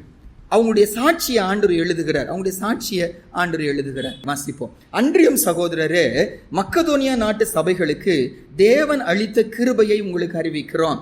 அவர்கள் மிகுந்த உபத்திரவத்தினாலே சோதிக்கப்படுகையில் கொடிய தரித்திரமுடையவர்களாயிருந்தும் தங்கள் பரிபூரண சந்தோஷத்தினாலே மிகுந்த உதாரத்துவமாய் கொடுத்தார்கள். மேலும் அவர்கள் தங்கள் திராணிக்கு தக்கதாகவும் தங்கள் திராணிக்கு மிஞ்சியும் கொடுக்க தாங்களே மனதுள்ளவர்களாய் இருந்தாங்கள் என்பதற்கு நாங்கள் சாட்சிகளாய் இருக்கோம். அடுத்த வசனமும், தங்கள் உபகாரத்தையும் பரிசுத்தவான்களுக்கு செய்யப்படும் தர்ம ஊழியத்தின் பங்கையும் நாங்கள் ஏற்றுக்கொள்ளும்படி அவர்கள் எங்களை மிகவும் வேண்டிக் கொண்டார்கள். 5, மேலும் நாங்கள் நினைத்தபடி மாத்திரம் கொடாமல் தேவனுடைய சித்தத்தினாலே முன்பு தங்களைத்தாமே கர்த்தருக்கும் பின்பு எங்களுக்கும் ஒப்பு கொடுத்தார்கள். இங்க ஒரு சபையை குறித்து, ஒரு நாட்டில் இருக்கிற சபைகளை குறித்து சாட்சி சொல்லுகிறார். மிகுந்த உதாரத்துவமா அவர்கள் கொடுத்தார்களாம். கொடுக்கும்போது நார்மலாவே நம்ம ஏதாவது கொடுக்கும்போது அறியாம நமக்குள்ள என்ன வந்துரும்னா பெருமை வந்துடும். நமக்குள்ள நான் கொடுப்பேனானா, கொடுத்த நான் என்கிட்ட யாரோ வாங்கினாங்கன்னா அவங்க நான் சொல்றபடி கேட்கணும்னு நம்ம என்ன செய்வோம்? அறியாம வெளியே சொல்ல மாட்டோம். ஆனா உள்ளத்தில் என்கிட்ட வாங்கி சாப்பிட்டு இப்ப எனக்கே எதிராக பேசுறான் அப்படின்னு சொல்லி சொல்லுவோம். சுவிசேஷத்துல கூட நிறைய தடவை நான் சுவிசேஷம் சொல்லி கர்த்தருக்குள்ள வந்தவன் இப்ப அவன் எனக்கு சொல்றான், அவங்க எனக்கு சொல்றாங்க, பலனே நம்ம சொல்லிடுவோம். இது நம்முடைய இயல்பு, மாம்ச இயல்பு இது வந்து. ஆனா இந்த சபையாரோ ஆண்டவருக்காக கொடுக்கிறாங்க. வசனம் சொல்லுது, கொடுக்கும்போது காசை முதல் கொடுக்கலையா, தங்களை கர்த்தர் கையில கொடுத்தாங்களாம். தங்களை கர்த்தர் கையில கொடுத்ததுக்கு அப்புறம் காசு மட்டும் தனியா இல்லை, காசு தனியா வச்சுட்டு கையில இருக்கிற காசெல்லாம் தூரமா வச்சுட்டு என்ன மட்டும் கொண்டு ஏசப்பா கொடுக்குறேன்னு சொல்லி சொல்லல. அத்தனை இருக்கிறவனமா என்ன செய்தாங்க? ஏசப்பாட்ட கொடுத்தாங்க. கொடுத்துட்டு வாங்கிக்குங்க என்ன செய்தாங்களாம்? கெஞ்சி கேட்டாங்க. அதான் அந்த பகுதியில வாசிக்கிறோம். எப்படியாவது வாங்கிக்கங்க, வேண்டாம்னு சொல்லிடாதீங்கன்னு சொல்லி சொன்னாங்களாம். அதற்கு இவர்கள் பெரிய பணக்காரர்கள் அல்ல. அவங்களை பத்தி வசனம் என்ன சொல்லுதுன்னா, 2வது வசனத்துல அவர்கள் மிகுந்த உபத்திரவத்தினால் சோதிக்கப்பட்டாங்க, கொடிய தரித்திரமுடையவர்களாக இருந்தாங்க, பரிபூர்ண சந்தோஷத்தினால மிகுந்த உதாரத்துவமாய் கொடுத்தாங்க. என்ன சொல்ல விரும்புறேன்னாங்க, எரேமியா கஷ்டத்துல இருக்கிறாரு, எரேமியா தேவையில இருக்கிறாரு, எரேமியா கண்ணீர்ல இருக்கிறாரு, பலவிதமான சந்தேகத்துல உட்கார்ந்து கொண்டு இருக்கிறாரு. அந்த நேரத்துல அவருக்கு உதவி தேவை. ஆனா அவரை பார்த்து ஆண்டவர் சொல்றாரு, அவங்களுக்கு நீ உதவி செய்யன்னு சொல்லி சொல்லுகிறாரு. இது கர்த்தருடைய வழி வித்தியாசமானது. எரேமியா கேள்வி கேட்கல, உடனே செஞ்சாரு, உடனே கீழ்ப்படிஞ்சார். உடனே அவனுக்கு அந்த காசை 17 சேக்கல் பணத்தை, அன்னைக்கு ஒருவேளை அது பெரிய வேல்யூவா இருந்திருக்கலாம், அந்த மகனுடைய தேவைகள் சந்திக்கப்படுவதை, அனாமையாளுடைய குடும்பம் சாப்பாட்டு கஷ்டப்பட்டுட்டு இருக்கிறாங்க, இந்த காசை கொடுக்கிறாரு என்று சொல்லி பார்க்கிறோம். இன்னைக்கு நம்ம லைஃப்ல எனக்கு வசதிகள் இல்லை என்பது நான் கொடுப்பதற்கு தடையில். அதுக்கு இந்த எரேமியா நமக்கு ஒரு சாட்சி, மக்கதோனியா சபைகள் நமக்கு ஒரு சாட்சி. எனக்கு இருதயம் இருக்குமான, தமிழ்ல ஆங்கிலத்திலேயே சொல்லுவாங்க, where there is a will there is a way. மனம் இருந்தால் மார்க்கம் உண்டு. அந்த மனம் கர்த்தரால டியூன் பண்ணப்பட்டிருக்குமா. இந்த வசனம் என்ன சொல்லுது? மக்கதோனியா சபை சும்மா கொடுக்கல. எப்படி கொடுக்க முடிஞ்சுச்சுன்னா, முதல் வசனம் சொல்லுது, கர்த்தர் அவர்களுக்கு அளித்த கிருபையை உங்களுக்கு அளிக்கிறேன். அப்பனா நான் கொடுப்பதற்கு வசதிகள் அவசியம் இல்லை, கர்த்தருடைய கிருபை தான் எனக்கு அவசியம். எரேமியா கிருபை பெற்றவராய் இருந்ததுனால தேவையோடு இந்த அனாமயலுக்கு என்ன செய்தாரு? அவர் சந்திச்சாரு. இன்னைக்கு நம்ம யோசிச்சு பார்ப்போம், ஒருவேளை இன்னைக்கு நம்ம கூட நம்ம கஷ்டத்துல இருப்பதுனால மற்றவங்களுக்கு உதவி செய்யாம இருக்கிறோம். உதார குணமுள்ள ஆத்துமா என்ன செய்யுமா? செழிக்குமா? எவன் தண்ணீர் பாய்ச்சுக்கிறானோ அவனுக்கு என்ன செய்யும்? தண்ணீர் பாய்ச்சப்படும். நான் அதை ஒரு ஊழியக்காரங்க சொன்னாங்க, என் கை ஒட்டி கொள்ளுகிற கையா இருக்கும்போது ஆண்டவர் ஸ்டாப் பண்ணிடுவார். அப்படின்னு என்ன அர்த்தம்? எனக்கு வருவதை நானே வச்சுக்கிறேன், அதுக்கு மேலே ஆண்டவர் கொடுக்க மாட்டார். என் கை கொடுக்குற கையா இருந்துச்சுன்னா எனக்கு ஆண்டவர் மறுபடியும் என்ன செய்வார்? கொடுத்துட்டே இருப்பார். இன்னைக்கு நம்ம கூட நம்முடைய குறைகளை சாக்கு போக்கா சொல்லாம ஆண்டவர் பேசுவாருன்னா, ஆண்டவர் இடைப்படுவாருன்னா, யாரோ ஒருத்தர் கண்ணு முன்னால காட்டுகிறார், அவங்களுக்கு நம்ம உதவி செய்ய ஆண்டவரை ஏவுவாருன்னா நம்ம லேட் பண்ண வேண்டாம். சுவிசேஷம் சொல்ல ஏவுவாருன்னா நம்ம லேட் பண்ண வேண்டாம். குடும்ப சூழ்நிலைகளை சொல்ல வேண்டாம், நம்ம சொல்ல போவோம், தைரியமா போவோம். கர்த்தர் அதிகாரம் நம்மோடு இருக்கும், ஆண்டவர் நமக்கு கிருபை கொடுப்பார். யோபுவுடைய சாட்சி இன்னும் அழகான சாட்சிங்க. யோபு அவருடைய பல நல்ல குணாதிசயங்களில் கடைசி அதிகாரத்துல அவருடைய ஒரு ஒப்பற்ற குணாதிசயத்தை ஆண்டவர் நமக்கு முன்னால கொண்டு வர்றார். யோபு சரியானதுக்கு அப்புறம் தன்னுடைய நண்பர்களுக்காக ஜெபம் பண்ணல, அப்படியே தான் இருக்கிறார். அதே வறுமை, அதே வியாதி, உடம்பெல்லாம் அதே நாற்றம் எடுத்து கொண்டிருக்கிறது, சீழ்பிதுக்கி கொண்டிருக்கிறது, அதே பிரச்சனையில தான் இருக்கிறார். அவரே பிரச்சனையில் இருக்கும்போது ஆளுடைய வார்த்தை வருகிறது, உன் நண்பர்களுக்காக என்ன செய்? நீ ஜெபம் பண்ணு. இன்னும் நண்பர்களுக்காக ஜெபம் பண்ணு. ஏன் ஜெபத்தை எனக்கு ஏசப்பா கேட்கல, நான் எங்க போய் நண்பர்களுக்காக ஜெபம் பண்றது? யோபு யோசிக்கவே இல்லை. கர்த்தர் சொன்னாரு, அவங்க வந்து சொல்றாங்க, காளைகளை மாடுகளை கொண்டு வந்து பலி செலுத்தி எனக்காக விண்ணப்பம் பண்ணு சொல்லி சொல்லுகிற பைபிள் சொல்லுது. அவர் விண்ணப்பம் பண்ணினான். அந்த வசனத்திலேயே வாசிப்போம், கர்த்தர் யோபின் சிறையிருப்பை என்ன செய்தார்? மாற்றினார், 2 மடங்கு ஆசீர்வதிப்பார். அந்த வசனத்தை வாசிச்சிருவோம். யோபு 42ஆம் அதிகாரத்துக்கு வருவோம். 7ஆம் வசனத்திலிருந்து அந்த யோபுடைய நண்பர்கள்ட்ட ஆண்டவர் பேசுறார். அவங்கள பார்த்து என்ன சொல்லி சொல்றாரு பாருங்க, வாசிப்போம். கர்த்தர் இந்த வார்த்தைகளை யோபுடைய பேசின பின் கர்த்தர் தேமானியனாக எலிப்பாசை நோக்கி, உன் மேலும் உன் 2 சிநேகிதர் மேலும் எனக்கு கோபம் மூழுகிறது. என் தாசனாக யோபு பேசினது போல நீங்கள் என்னை குறித்து நிதானமாய் பேசவில்லை. ஆதலால் நீங்கள் 7 காளைகளையும் 7 ஆட்டு கடாக்களையும் தெரிந்து கொண்டு என் தாசனாக யோபினிடத்தில் போய் உங்களுக்காக சர்வாங்க தகன பலிகளை இடுங்கள்.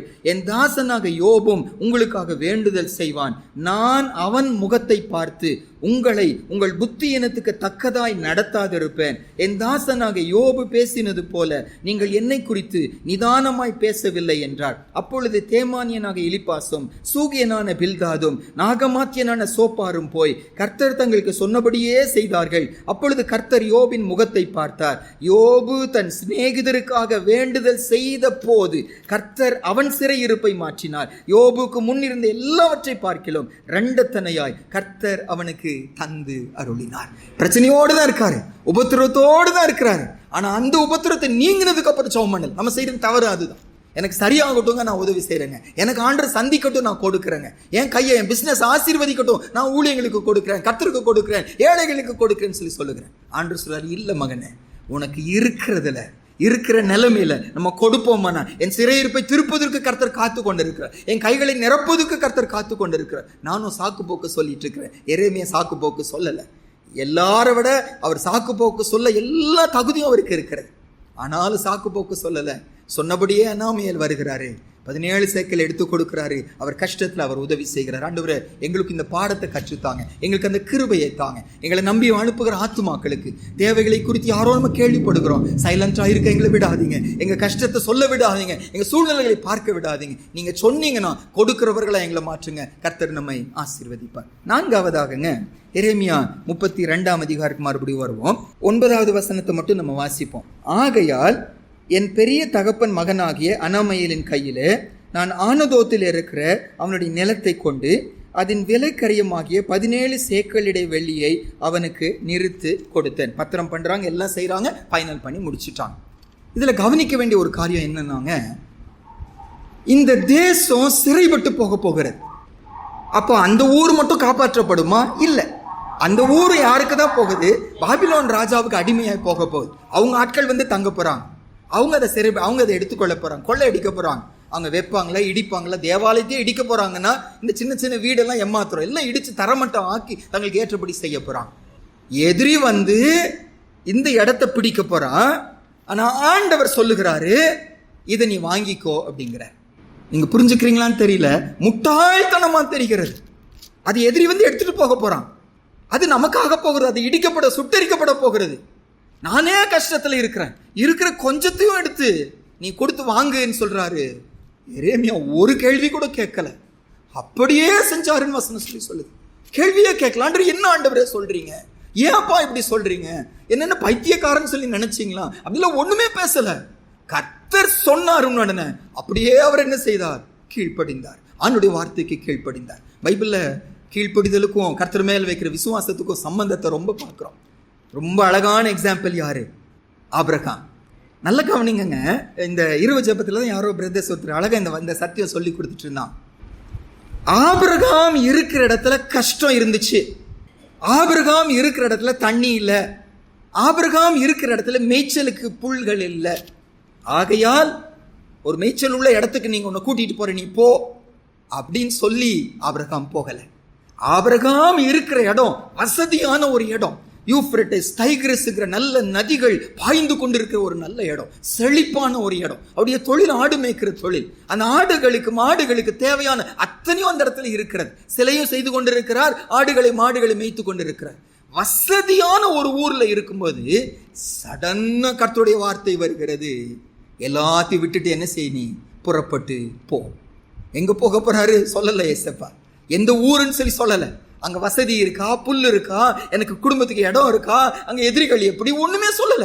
கர்த்தர் சொன்னார் உடனே வசனம் சொல்லு. ஆபிரகாம் என்ன செய்தாராம்? புறப்பட்டு போனார் என்று வசனம் சொல்லுது. அதே மாதிரி 22, இது வந்து ஆதியாகமம் 12ஆம் அதிகாரத்துல, ஆதியாகமம் 22ஆம் அதிகாரத்துல குழந்தையே இல்லை இவருக்கு. சடன கர்த்தர் கிருபையா 100 வயதுல ஒரு குழந்தையை கொடுக்கிறார். அந்த குழந்தை நல்ல வாலிப பருவத்துல வந்துட்டார், நல்ல நல்ல ஸ்ட்ராங்கா மாறிட்டார், நல்ல பலசாலியான ஒரு வாலிபனா மாறிட்டார். அந்த ஸ்டேஜில் இருக்கும்போது சடனா 22ஆம் அதிகாரத்துல அவனுடைய வார்த்தை வருகிறது, உன் நேசகுமாரனை, உன் ஏக சுதனை, உன் புத்திரனை நான் காண்பிக்கிற மலைக்கு கொண்டு போய் நீ என்ன செய், சர்வாங்க தகன பலியிடு. சும்மா வெட்டுனா கூட பரவாயில்ல, சந்தா வெட்டி தீ வச்சு கொளுத்தி விடணுங்கிறார். வசனம் சொல்லுது, அதிகாலமே எழுந்து போனாருன்னு வசனம் சொல்லுது. எரேமியாவை குறித்து வாசிக்கிறோம், சிறைச்சாலையில் இருக்கிறாரு, கஷ்டப்பட்டுட்டு இருக்கிறாரு, இன்னொருத்தருக்கு உதவி செய்ய ஏசப்பா சொல்றாரு, அவங்களுக்கு காசு கூடன்னு சொல்லி சொல்றாரு, கேள்விகள் நிலத்தை வாங்குன்னு சொல்லி சொல்லுகிறார், உன் பேருக்கு பத்திரம் பண்ணி அதை பத்திரமா வையன்னு சொல்லி சொல்லுகிறாரு. அப்படியே என்ன செய்தார்? கீழ்ப்படிந்தார் என்று வாசிக்கிறோம். ஒண்ணு, ஆண்டுடைய வாக்கு தத்துவத்து மேல இவர் வைக்கிற ஒரு விசுவாசம். என்ன வாக்கு தத்துவம்னா, இதே எரேமியா மூலமா ஆண்டு சொன்னாரு, மறுபடியும் என் ஜனத்தை நான் என்ன செய்வேன், நான் கூட்டி சேர்ப்பேன், இதே இடத்துக்கு என் ஜனங்க வருவாங்க. அது இப்ப நடக்க போகுது. இதே எரேமியா சொன்னார் 70 வருஷம் ஆகும் சொல்லி சொன்னார். 70 வருஷம் முடிவில் எரேமியா உயிரோடு இருப்பாரான்னு கூட அவருக்கு தெரியாது. ஆனாலும் கர்த்தர் வார்த்தையை விசுவாசிச்சாரு, கர்த்தருடைய வார்த்தைக்கு கீழ்ப்படிந்தாரு, சொன்னபடியே செய்தார். இன்று அவரை குறித்து தியானிக்க கர்த்தர் நமக்கு முன்னால ஒரு சாட்சியை வச்சிருக்கிறார். என்னுடைய உங்களுடைய நிலைமை என்ன? எத்தனை யோசிக்கிறோம், நம்மள எவ்வளவு நம்ம யோசிக்கிறோம். லாஜிக்கல் திங்கிங், ரேஷனல் திங்கிங் என்னெல்லாம் உலகத்துல சொல்லுவாங்க. என்னென்னலாம் நம்ம யோசிக்கிறோம், என்னெல்லாம் நம்ம சிந்திக்கிறோம். ஆண்டுடைய ஆசீர்வாதத்தை இழந்து போயிருமே, அவருடைய அழைப்பை இழந்து போயிருமே. எரேமியா கர்த்தர் சொன்னதை அப்படியே கீழ்ப்படிஞ்சாரு, ஆண்டவர் கிருபை கொடுத்தார். நாங்கள் போன இந்த வாரத்தில் அதிகாலை பிரேயர்லங்க எசேக்கியலை குறித்து பார்த்துட்டு வந்துட்டே இருந்தோம். அதில் ஒரு சின்ன சம்பவம் என்னன்னாங்க, அந்த சபையை குறித்து ஒரு காரியத்தை 2-3 நாள் முன்னால் வெள்ளிக்கிழமை காலையில் தியானித்தோம். சபையோடு நம்முடைய உறவு எப்படி இருக்கணும் என்று சொல்லி எருசலேம் தேவாலயத்தின் மேலே யூதர்களுக்கு இருந்த உறவை குறித்து தியானித்து கொண்டிருந்தோம். அதில் தியானிச்சுட்டு இருக்கும்போது ஒரு சின்ன சம்பவம் என்னை ரொம்ப யோசிக்க வச்சுச்சு. ஆண்டவர் இஸ்ரவேல் ஜனங்களுக்கு ஒரு பாடத்தை கற்பிப்பதற்காக ஆண்டவர் சொல்றாரு, இன்றைக்கு உன் கண்களுக்கு விருப்பமானவளை நான் அடிப்பேன். ஆண்டவர் சொல்றாரு. அது என்னது கண்களுக்கு விருப்பமானவள்? ஏதோ பில்டிங்கு, வீடு, சொத்து அல்ல, இவருடைய மனைவி, எசேக்கியேலுடைய மனைவி. உன் கண்களுக்கு விருப்பமானவளை நான் அடிக்க போகிறேன். ஆனால் நீங்க என்ன செய்யக்கூடாது? புலம்பக்கூடாது, புலம்பல் வஸ்திரத்தை தரித்த கூடாது, அந்த புலம்பலின் சாப்பாடை நீ சாப்பிடக்கூடாது, ஒன்னும் நடக்காதது போல நீ வாழணும் அப்படிங்கிற. அப்படியே கீழ்ப்படிஞ்சார். எசேக்கியேல் தீர்க்கதரிசி காலையில தீர்க்க தரிசனம் சொல்லுகிறாரு, மாலையில் அப்படியே நடந்துச்சான். சரி, அந்த பகுதியை எடுத்துக்கொள்ளுங்க. எசேக்கியேல் 24ஆம் அதிகாரங்க, 16, 17, 18. மனுபுத்திரனே, இதோ நான் உன் கண்களுக்கு விருப்பமானவளை ஒரே அடியினால் உன்னை விட்டு எடுத்துக்கொள்ளுவேன். ஆனாலும் நீ புலம்பாமலும் அழாமலும் கண்ணீர் விடாமலும் இருப்பாயாக. அலறாமல் பெருமூச்சு விடு, இழவு கொண்டாட வேண்டாம். உன் பாகையை உன் தலையிலே கட்டி உன் பாதரட்சைகளை உன் பாதங்களில் தொடுத்துக்கொள். உன் தாடியை மூடாமலும் துக்கம் கொண்டாடுகிறவர்களின் அப்பத்தை புசியாமலும் இருக்க கடவாய் என்றார். விடியற் காலத்தில் நான் ஜனங்களோடு பேசினேன். அன்று சாயங்காலத்தில் என் மனைவி செத்து போனால் எனக்கு கட்டளையிட்டபடியே விடியற் காலத்தில் செய்தேன். என்ன ஒரு கீழ்ப்படிதல்! என்ன கர்த்தருடைய வார்த்தைக்கு ஒரு பயப்படுகிற ஒரு பயம்! டைம் கொடுக்கல ஆண்டவர். நான் கொலை செய்ய போகிறேன், உன் மனைவி அடிக்கப்பட போகிறாங்க, ஒரு வாரம் டைம் இருக்குது, நீங்கள் சந்தோஷமாக இருங்க, சரிப்படுத்தி கொள்ளுங்க, எல்லாம் சரி பண்ணுங்கன்னு ஆண்டவர் சொல்லலை. காலையில் சொல்கிறாரு, சாயந்தரம் என்ன ஆயிடுச்சு? மனைவி செத்து போயிட்டாங்க. கர்த்தர் சொன்னபடியே நான் செய்தேன் என்று சொல்லுகிறான். ஆச்சரியமான ஒரு கீழ்ப்படிதல், ஆச்சரியமான தேவன் மேல் வைக்கிற ஒரு விசுவாசம். இன்னைக்கு என்ன உங்களையும் ஆண்டவர் கேட்குறாரு. இந்த பரிசுத்தவான்கள் எல்லாம் நமக்கு முன்னால் ஆண்டவர் நிறுத்தினார். நான் சொன்னதை விசுவாசிச்சாங்க, நான் சொன்னதை கீழ்ப்படிஞ்சாங்க, அப்படியே அவர்கள் செய்தார்கள். நான் அவர்கள் இன்னைக்கு சாட்சியாக முன்னால் வச்சிருக்கிறேன். அந்த வழியில் அழைக்கப்பட்ட நானும் நீங்களும் இன்னைக்கு சின்ன சின்ன விஷயம் கூட விசுவாசிக்க முடியவில்லையோ, சிறு சிறு விஷயத்தை கூட கீழ்ப்படிய முடியவில்லையோ, சும்மா இந்த ஞாயிற்றுக்கிழமை சத்தியத்தை எடுத்துக்கொள்வாங்க. ஞாயிற்றுக்கிழமை சத்தியத்தை எடுத்துக்கொள்வோம். அந்த நாள் கர்த்தருக்குரியது. பைபிள் தெளிவாக அதை சொல்லிச்சு. அதாவது அன்னைக்கு நம்ம ஐயா தான் சொல்லிட்டு இருந்தாங்க, எந்த கட்டளையை விட பைபிளில் திரும்பியோ திரும்பியோ திரும்பியோ திரும்பியோ ரிப்பீட் பண்ணப்பட்ட ஒரு கட்டளை இந்த ஓய்வு நாளின் கட்டளை. ஓய்வு நாளின் கட்டளை. நம்ம நினைக்கலாம் இது பழைய ஏற்பாட்டுக்குரியது என்று சொல்லி, இது பழைய காட்டுக்குரியதுன்னு சொல்லி. ஆனால் புதிய ஏற்பாட்டுக்கு வரும்போதுங்க, பழைய ஏற்பாட்டில் தசம பாகம், புதிய ஏற்பாட்டில் தசம பாகம் இல்லை. பழைய ஏற்பாட்டில் ஒரு நாள் கர்த்தருக்காக கொடுப்பது, புதிய ஏற்பாட்டில் முழுமையாக கர்த்தருக்காக கொடுப்பது. ஆனால் ஆதி சபைகளிலையும் சபை சரித்திரத்திலையும் இந்த கர்த்தர் உயிரோடு எழுந்தனால சபையாய் கூடுவதற்கு என்ன செய்தாங்க? பிரித்தெடுத்தாங்க. கர்த்தருடைய நாளில் அப்பம் விற்கும்படி அவர்கள் என்ன செய்தார்கள்? கூடினார்கள். இதை சொல்லிட்டு பவுல் அப்போஸ்தலன் சிதறப்பட்ட தேவ ஜனங்களுக்கு எபிரேயர் நிருபத்தில் ஊழியம் செய்யும் போது வசனம் சொல்லும் போது சொல்றாரு. எபிரேயர் 10:25 சபை கூடிது வருதலை சிலர் விட்டு விடுகிறது போல நீங்க என்ன செய்யாதீங்க, நீங்க விட்டு விடாதீங்க. நாளானது எவ்வளவு சமீபித்து வருகிறதை பார்க்கிறீரோ அவ்வளவா ஒருவருக்கு ஒருவர் நீங்க என்ன செய்யுங்க? புத்தி சொல்லுங்க அப்படின்னு சொல்லிட்டு அதுக்கு கீழே வசனங்கள், ஆச்சரியமான நமக்கு பயமுறுத்தக்கூடிய வசனங்கள். ஆண்டவர் சொல்றாரு, இந்த கட்டளையை மீறினா, எந்த கட்டளைய? சபை கூடுதல்ங்கிற கட்டளையை மீறினா அவர்களுக்கு இந்த வசனம் சொல்லுது, தேவனுடைய குமாரனை காலின் கீழ் அவர்கள் மிதிக்கிறார்கள். கர்த்தருடைய நாளை நான் அசட்டை பண்ணும்போது எபிரேயர் 10 புதிய ஏற்பாட்டில், பழைய ஏற்பாட்டில் இது சொல்லல, புதிய ஏற்பாட்டில் ஏசப்பா சொல்லுகிறாரு, தேவனுடைய குமாரனை காலின் கீழ் மிதிக்கிற, உன்னை பரிசுத்தம் செய்த ரத்தத்தை, உடன்படிக்கையின் ரத்தத்தை அசுத்தம் என்று நீங்க எண்ணுகிறீங்க. மூன்றாவது, கிருபையின் ஆவி என்ன செய்றீங்க? நிந்திக்கிறீங்க. சிம்பிளா நினைச்சிடறோம். ஒரு நாள் அவருக்கு முன்னால போய் நிற்கும்போது இதற்கும் நமக்கு ஆண்டவருக்கு பதில் கொடுக்க வேண்டியதா இருக்கும்.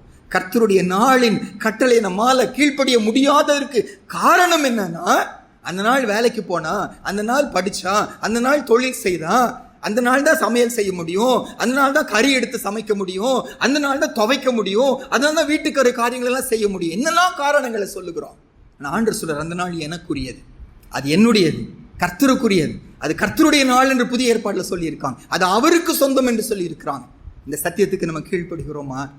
நிறைய அதுக்கு ஆர்குமெண்ட்டை கொடுக்கலாம். ஆனால் வேதம் சொல்லுகிறது அதுக்கு பயப்படணும்னு சொல்லிட்டு அது அற்பமாக நான் நினைக்கக்கூடாது. அதுக்குரிய தண்டனை ஒருவேளை ஒரு நாள் அவர் முன்னால் போய் நிற்கும்போது ஆண்டு நம்மோடு கூட அன்னைக்கு கேட்பாரு. நமக்கு இன்னைக்கு ஆராய்ந்து பாருங்க, கர்த்தர் சொன்னாருன்னு சொல்லி சொன்ன உடனே மனைவி கொல்லப்படும் போது அப்படியே கீழ்ப்பிடிச்சான். கர்த்தர் சொன்ன உடனே ஆபிரகாம் வசதியான இடத்தை விட்டு புறப்பட்டு போனான். கர்த்தர் சொன்னாருன்னு சொல்லி சொன்ன உடனே தன்னுடைய ஒரே மகனை கொண்டு போய் என்ன செய்யறாங்க? பலி செலுத்துகிறாங்க. காரணம் என்ன? அப்படி வாக்கு தத்துவமே நம்பிக்கை வச்சாங்க.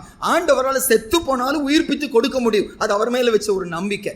இவனை கொண்டுதான் நம்ம நடத்தணும்னு அவசியம் இல்லை, அவரால் காரியங்களை செய்ய முடியும். கர்த்தர் மேல விசுவாசம் வச்சாங்க, வார்த்தைக்கு கீழ்ப்பிடிஞ்சாங்க. நமக்கு முன்னால் உயிருள்ள சாட்சிகளை ஆண்டு வச்சிருக்கிறோம். நம்ம இன்னைக்கு எப்படி இருக்கிறோம்? ஆண்டு சும்மா பேசலைங்க. ஒருவேளை எங்கேயோ ஆண்டுடைய வார்த்தைக்கு தெரியுது, சத்தியம் தெரியுது, தைரியமா மீறி கொண்டு இருக்கிறேன், தைரியமா அதை தவறு செய்து கொண்டிருக்கேன். ஆண்டு பேசுறாரு, கீழ்ப்படிங்க.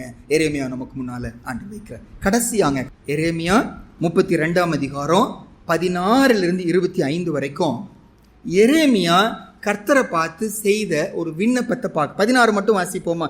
நான் கிரைய பத்திரத்தை நேரியாவின் குமாரனாகிய பாரூக்கினிடத்தில் கொடுத்த பின்பு நான் கர்த்தரை நோக்கி பண்ணின விண்ணப்பமாகும். 17 வாசிப்போம்.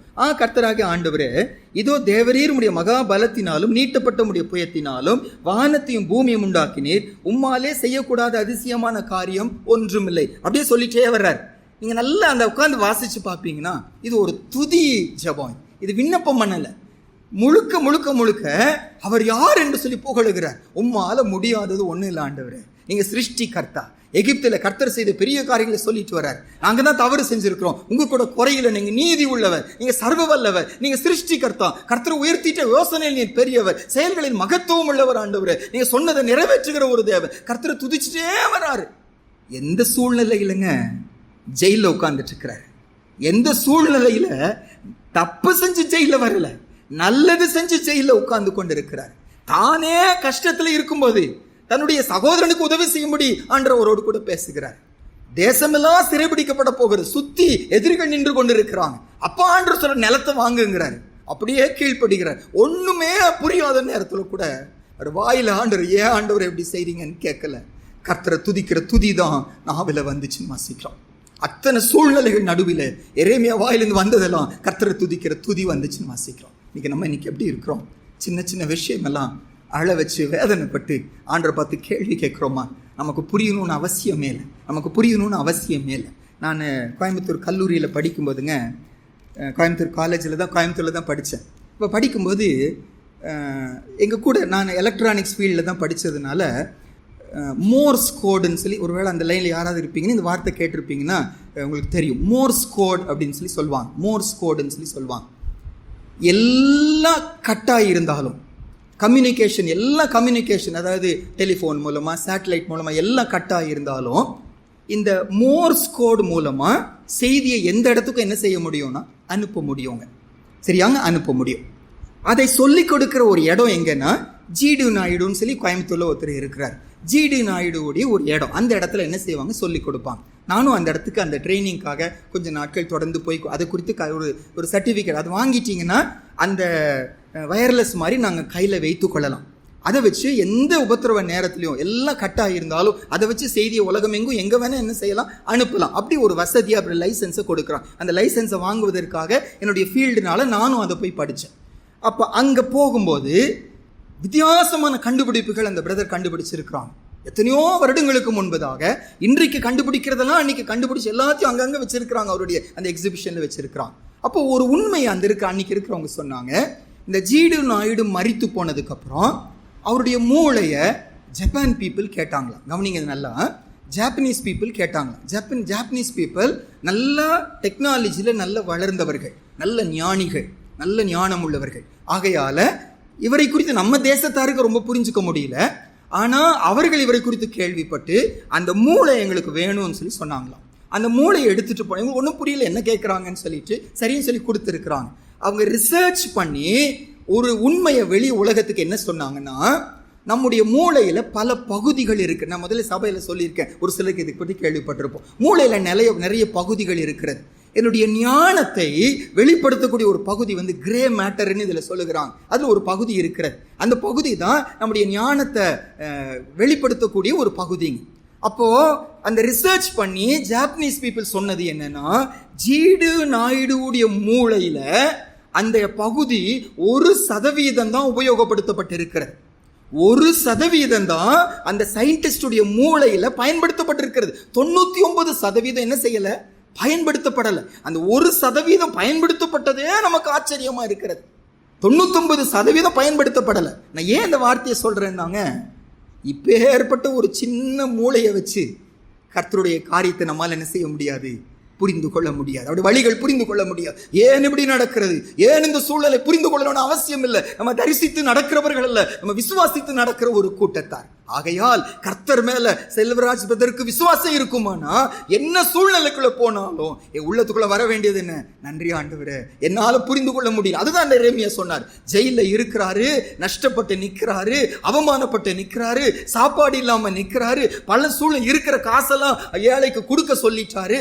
அந்த சூழ்நிலையில கூட கர்த்தரை துதிக்கிறவராக இருந்த தாவீது சொல்லுகிறாரு, கர்த்தரை நான் எக்காலத்திலும் ஸ்தோத்தரிப்பேன். அவர் துதி எப்போதும் என் வாயில் இருக்கும். தனக்கு பிறந்த குழந்தை செத்து போயிருச்சுன்னு கேள்விப்பட்ட உடனே தாவீது வசனம் சொல்லுது. 2 சாமுவேல் 12:30 தேவாலயத்துக்குள்ள நுழைந்தார், கர்த்தரை பணிந்து கொண்டார், கர்த்தரை ஆராதித்தார் என்று சொல்லி வாசிக்கிறோம். 4 நாள் ஆச்சு லாசருவை அடக்கம் பண்ணி அந்த கல்லறையில வச்சு 4 நாள் ஆயிடுச்சு. 4 நாள் கழிச்சு ஏசப்பா வருகிறார். இயேசுவை சந்திப்பதற்காக மரியாள் போகிறாங்க. அவங்க செய்த முதல் காரியம் என்ன? அவனுடைய பாதத்தில் விழுந்து வணங்கினார்கள், பணிந்து கொண்டார்கள், ஆராதித்தார்கள். வசனம் சொல்லுது. நான் நீங்களும் புரிந்து கொள்ள முடியாம போனாலும் ஆண்டவர் நம்மகிட்ட எதிர்பார்க்கிறது, அவர் நல்லவருங்க, அவர் நல்லவர், அவர் தீமை செய்ய மாட்டாரு, அவர் தீமை செய்ய. எனக்கு தான் புரிந்து கொள்ள முடியல. நான் ஏன் அந்த ஜீடு நாயுடு வச்சு சொன்னேன்னாங்க, அவ்வளோ பெரிய ஞானி மூளையில 1% தான் பயன்படுத்தப்பட்டிருக்கிறது. அப்ப நம்ம மூளையில ஒண்ணுமே பயன்படுத்தப்பட்டிருக்கிறாரு. இந்த மூளையை வச்சு கர்த்தருடைய வழியை நம்மால் என்ன செய்ய முடியாது, அறிந்து கொள்ள முடியாது. அறியணும்னு அவசியமும் இல்லை. ஒன்னே ஒன்று அறிஞ்சுக்கலாம், என் ஆண்டவர் நல்லவர். ஏன் என்ன கருமத்தை மட்டும் கொண்டு போனாரு, ஏன் அந்த ஊருக்கு கூட்டி போனார், ஏன் எப்படி செஞ்சாரு, ஏன் வேலை எப்படி பண்ணினாரு, ஏன் இந்த மாதிரி செஞ்சாரு. கேள்வி கேட்க வேண்டாம். ஆண்டவருக்கு நம்ம நன்றி சொல்லுவார். கேள்வியே கேட்கல. நீங்க கவனிப்பீங்கன்னா 25ஆம் வசனத்துல ஜஸ்ட் அதை அறிவிக்கிறாரு. இப்படி இருந்தும் என்ன போய் நிலத்தை வாங்க சொல்றீங்களே, அவ்வளவுதான் சொல்லி சொன்னார். வாங்கறதுக்கு முன்னால் அந்த வார்த்தையை சொல்லல, எல்லாம் செஞ்சு முடிச்சுட்டு இவ்வளோ இருந்து என்ன வாங்க சொல்லி இருக்கீங்க, உமக்கு நன்றி ஆண்டவர், ஆண்டவர் ஸ்தோத்திரம். அதுக்கும் ஏசப்பாக்கு நன்றி சொல்றாரு. அந்த இவர் அனுபவிக்க போகிறது இல்லை, இருக்கிற காசும் போயிடுச்சு, ஆனாலும் கர்த்தருக்கு ஸ்தோத்திரம் பண்றவரா இருந்தார். நம்மகிட்ட உங்க கூட ஆண்டு இன்னைக்கு எதிர்பார்க்கிறாரு. எல்லா சூழ்நிலைகளிலும் கர்த்தரை ஸ்தோத்திரம் பண்ணுவோம். 5 காரியத்தை நீ காலையில் ஆண்டு நம்மோடு கூட பேசினாரு. எதுவுமே கர்த்தர் நம்ம அழைப்பை தடை பண்ணக்கூடாது. அவருக்கு தெரியுங்க. யாரு இவரோடு கூட பவுலோடு கூட சேர்ந்து நம்ம சொல்வோம், கிறிஸ்துவின் அன்பை விட்டு எதுவும் நம்மளை என்ன செய்யாது, பிரிக்க மாட்டாது என்று நம்ம நிச்சயித்துக் கொள்வோம். ஆண்டவர் நமக்கு கிருபை கொடுப்பார். எங்க இருந்தாலும் கர்த்தர் நம்மோடு என்ன செய்வார், பேசுவார். அது எங்கேயும் இருக்கலாம், யார் எந்த சூழ்நிலையில இருக்கலாம், ஆழத்துல போய் இருக்கலாம், வானத்துல ஏறி இருக்கலாம். கர்த்தருடைய கரம் நம்மை கண்டிப்பா என்ன செய்யும், நடத்தும். ஆண்டவர் நம்மோடு கூட பேசுகிற ஒரு தேவனாக இருக்கிறாரு. எனக்கு மற்றவங்களுக்கு உதவி செய்வதற்கு வசதிகள் அவசியம் இல்லை, கிருபை தான் அவசியம். கர்த்தருடைய கிருபை இருந்துச்சுன்னா எந்த சூழ்நிலையிலும் அவரால் அப்படி செய்ய முடியுமானா, மக்களுடைய சபைகளுக்கு அப்படி செய்ய முடியுமானா, நானும் எங்களுக்கு கண்டிப்பா எல்லாருக்கும் உதவி செய்கிறவங்களா நம்மை மாற்ற முடியும். அவனுடைய வார்த்தைக்கு விசுவாசிப்போம், வார்த்தைக்கு கீழ்ப்படிவோம், எதுவுமே கேள்வி கேட்காம இருப்போம். எல்லாத்துக்கும் மேல எல்லாத்துக்கும் ஆண்டவருக்கு நம்ம நன்றி சொல்லுவோம். நம்ம எந்திரிச்சு நிற்போமா அல்லது நீங்க முழங்கால் படியிடலாம், எப்படி வேணாம். நம்ம சேர்ந்து ஜெபிக்க போறோம், ஆண்டுட்டு அர்ப்பணிக்க போகிறோம்.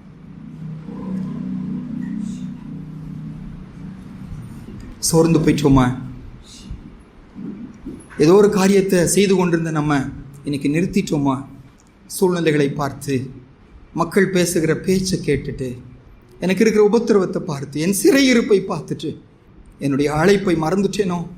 பிரதர் சிஸ்டர், கர்த்தருக்காக ஓடிக்கொண்டிருந்த நீங்கள், ஆண்டவருக்காக இரவும் பகலும் ஒழிச்சு கொண்டிருந்த நீங்கள், எப்போ பார்த்தாலும் அழிந்து போகிற ஆத்துமாக்களை குறித்தே கரிசனை கொண்ட நீங்கள் இன்னைக்கு சைலண்ட் ஆனதற்கு காரணம் யாரோ. ஆண்டவர் பேசுறாரு, எரேமியா நமக்கு முன்னால நிறுத்துறாரு. சிறைச்சாலை அவரை தடை பண்ணலை. சொன்னா அடிதான் கிடைக்க போகுது, சொன்னா இன்னும் உபத்திரம் அதிகமாக தான் போகுது. யோசிக்கல, அழைப்புல நிலைச்சிருந்தாரு. எதுவுமே கிறிஸ்துவின் அன்பை விட்டு என்னை பிரிக்க மாட்டாது என்று நிச்சயித்திருக்கிறேன். ஒப்பு கொடுப்போமா? ஆண்டவரே, நாங்கள் தடை பண்ணிட்டோம். ஆண்டவரே, அந்த சிறு பிள்ளைங்க ஊழியத்தை நாங்கள் ஸ்டாப் பண்ணிட்டோம். அந்த சுவிசேஷம் சொல்லுகிறத நாங்கள் ஸ்டாப் பண்ணிட்டோம். போய் விசாரிக்கிறத நாங்கள் ஸ்டாப் பண்ணிட்டோம். கிருபையாய் நீங்கள் மறுபடியும் ஒரு எரேமியாவை போல எங்களையும் எழுப்புங்க இயேசுப்பா. ஒரு காரியத்தை யோசிச்சு பாருங்க. இதிலெல்லாம் சோர்ந்து போய் நிற்கிறோமோ, இதிலெல்லாம் இன்னைக்கு கலங்கி நிற்கிறோமோ, ஆண்டவர்ட்ட அர்ப்பணிப்போம். உதவி செய்யாமல் இருக்கிறோமோ, சாக்கு போக்கு சொல்கிறோமோ, ஆண்டவரே எனக்கு கிருபை தாங்க. கர்த்தருடைய கிருபை கொண்டு நம்ம எல்லாருக்கும் உதவி செய்கிறவர்களா நம்ம இருப்போம். ஆண்டவர் நம்மோடு பேசுவார். எந்த சூழ்நிலையும் ஆண்டவர் அவர் சைலண்டாக இருக்கிறதே இல்லை. மரிக்கிற வரைக்கும், ஜீவன் இருக்கிற வரைக்கும் பின்தொடர்ந்து வரக்கூடிய ஒரு அன்பு தேடி தேடி வருது. பிரதர், இன்னைக்கு ஆண்டவர் உங்களோடு பேசுறாரு தானே.